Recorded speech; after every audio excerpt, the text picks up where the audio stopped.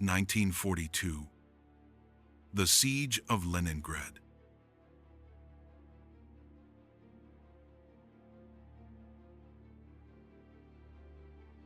A 30-year-old factory worker volunteered to join the army to fight for his country.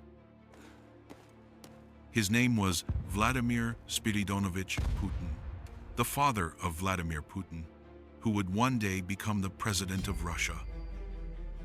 But if his father hadn't saved his mother's life, Vladimir Putin would never have been born. He is told he must go to the front. Before leaving Leningrad, he asked his brother to look after his wife Maria. She was fragile and starving, but full of quiet strength. But what happened next? How long would he be away? The city was under siege. Hunger ruled the streets. People dropped in the snow, too weak to rise again. Thousands died every single day. Vladimir was sent to fight. Soon, in the frozen chaos of the front, he was badly wounded. He was pulled from the battlefield and sent back to a hospital in Leningrad. When he finally returned to his apartment block, he saw paramedics and soldiers carrying bodies out. Among them was Maria, his wife. He begged them to put her back. And he was right. She was still breathing. Slowly, he nursed her back to life. But why do we begin here, with a near tragedy in the Siege of Leningrad? Because this story shaped the man who would one day become one of the most powerful leaders in the world. Vladimir Vladimirovich Putin.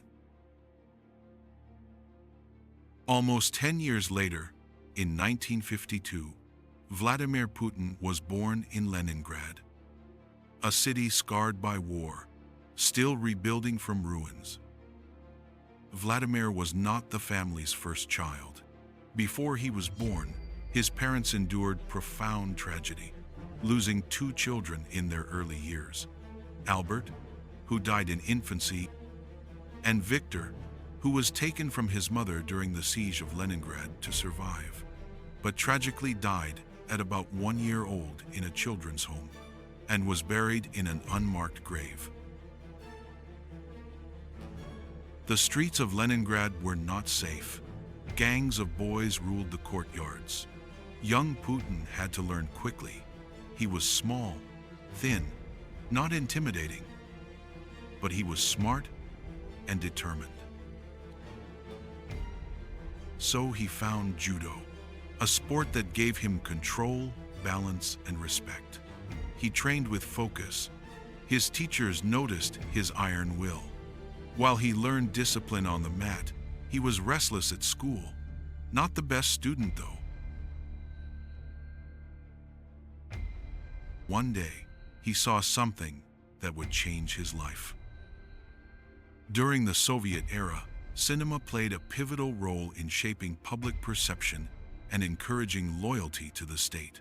Films produced by the state often depicted the KGB as heroic and essential to the nation's security, subtly promoting the idea of joining its ranks.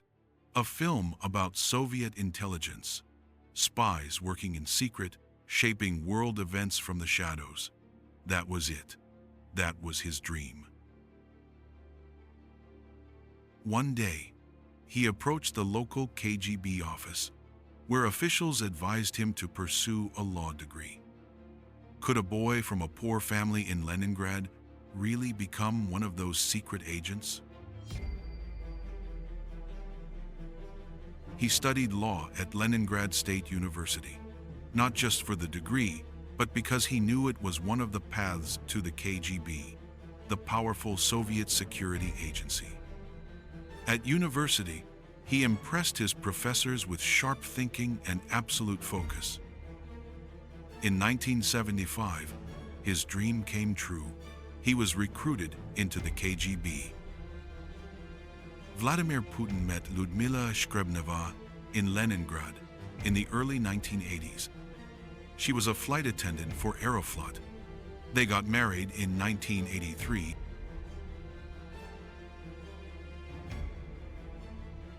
2 years later, their first daughter, Maria, was born.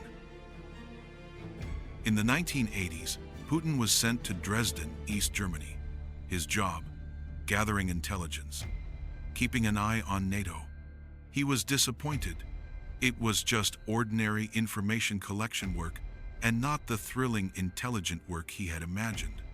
While many KGB officers lived lavishly, Putin kept a low profile. Outside, history was shifting. East Germany was collapsing.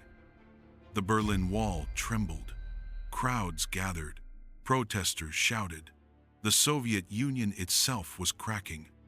In December 1989, protesters gathered outside the KGB office in Dresden. Putin tried to get orders from Moscow, but what he heard was only silence.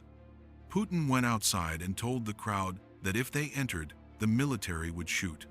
There were actually no soldiers inside, and he made it up. The crowd eventually left, and Putin managed to protect the building. Putin returned to Leningrad as the Soviet Union dissolved. The world he knew vanished overnight.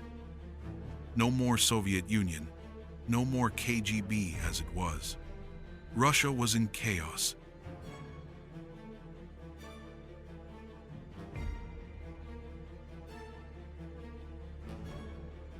The 1990s brought poverty, crime, and corruption.